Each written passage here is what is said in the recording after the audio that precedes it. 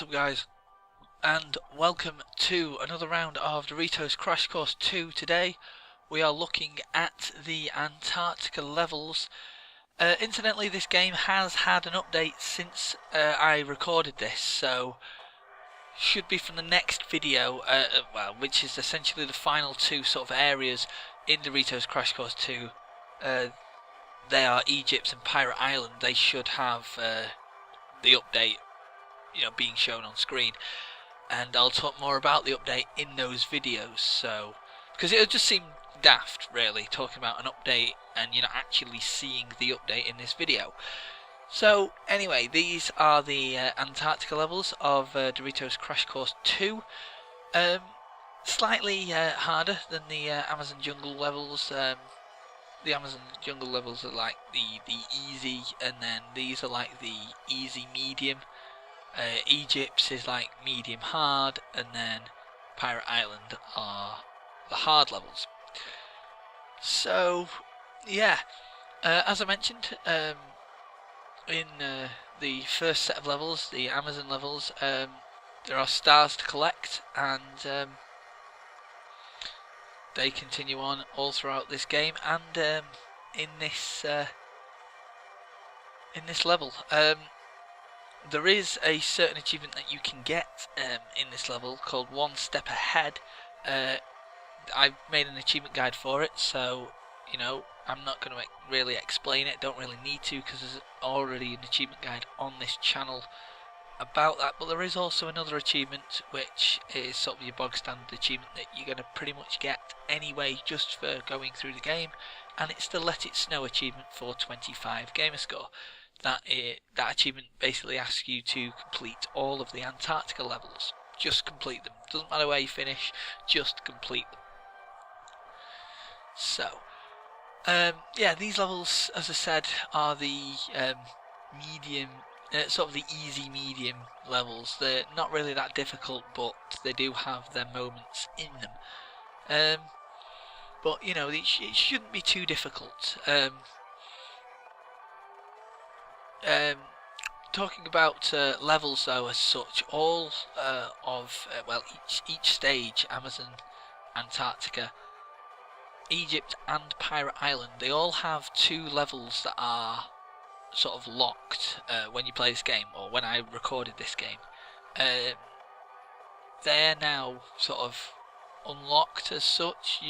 Basically the game had a little bit of downtime, and people lost some stars and coins, and they got refunded, or some got added as well.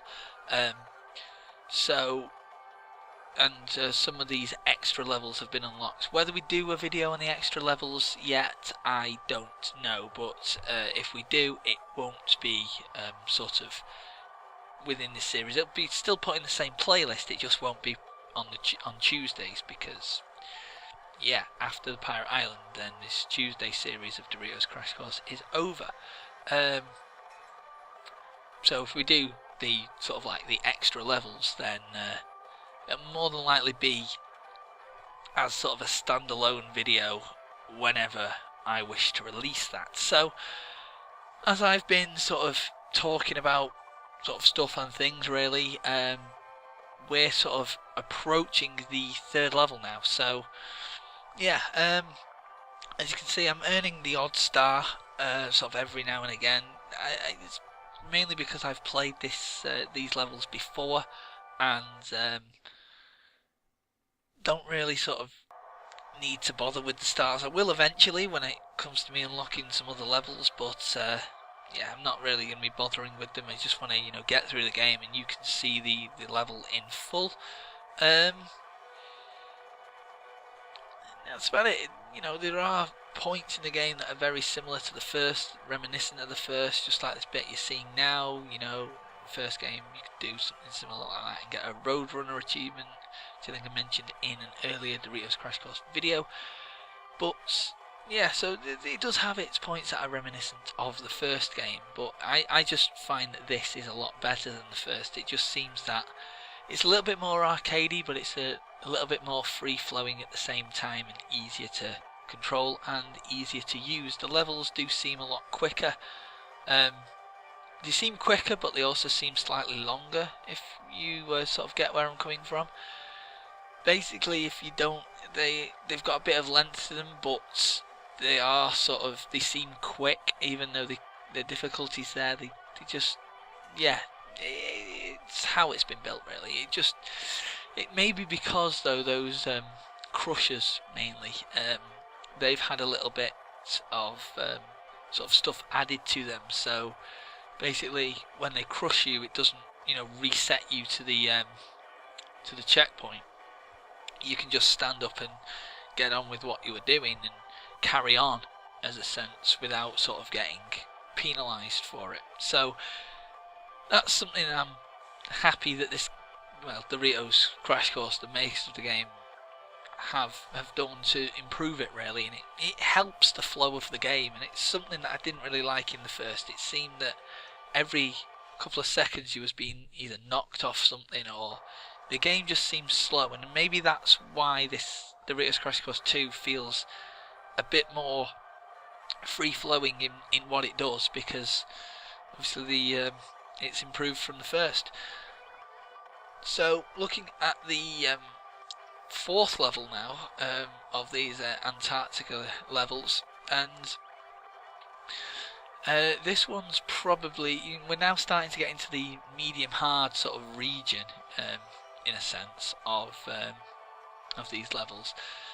They're not fully medium hard yet. They come in the Egypt levels, but it's slowly getting harder, and you can see that you're going to have to have improved to, obviously, improved a bit to work your way through, but it's a slow sort of progression, in a sense. It's not got a massive jump between each stage sort of difficulty, so the process is quite slow, but it's slow enough to you can learn the game, and by the time you get to the harder levels, then you won't be able to fly through them straight away, but you should easily be able to complete them. Probably the worst object in the Doritos Crash Course 2 game is probably those platforms that move up and down, the stair platforms that you saw me just go on them before hitting the trampoline and coming up to the end zone of level 4. They are probably the worst obstacle in this game,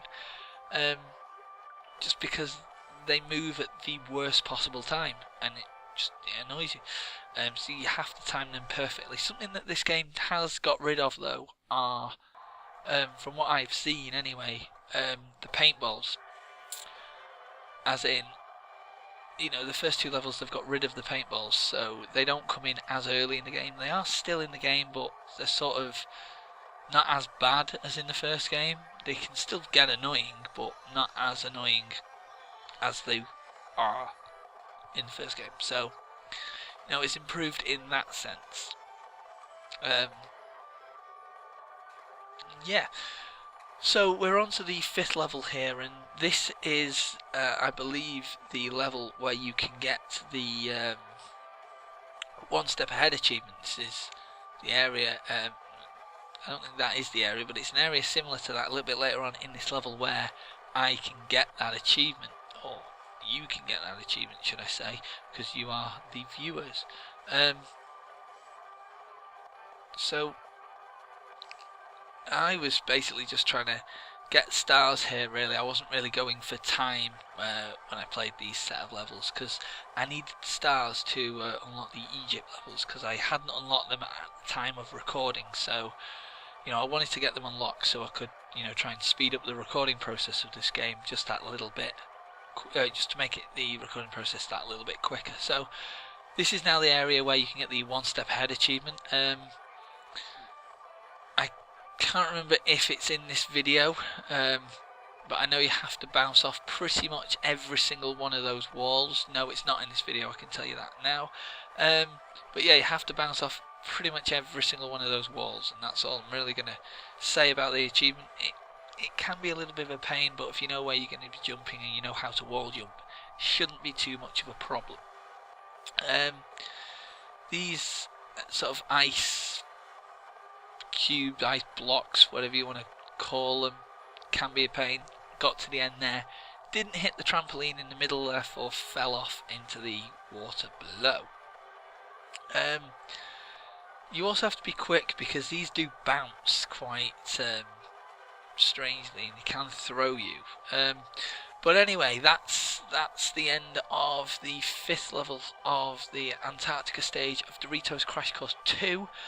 I'm finishing with a bronze medal. It's not a bad run. You're going to get runs quite similar to that really coming up in the next episodes, but at least it shows you sort of how to get through the game in a sense. We're not talking about fully gold medals. So anyway, that's about it for this video. There'll be more videos in the future. I've been Dave from Gamebreakers, and I'll see you whenever. Bye.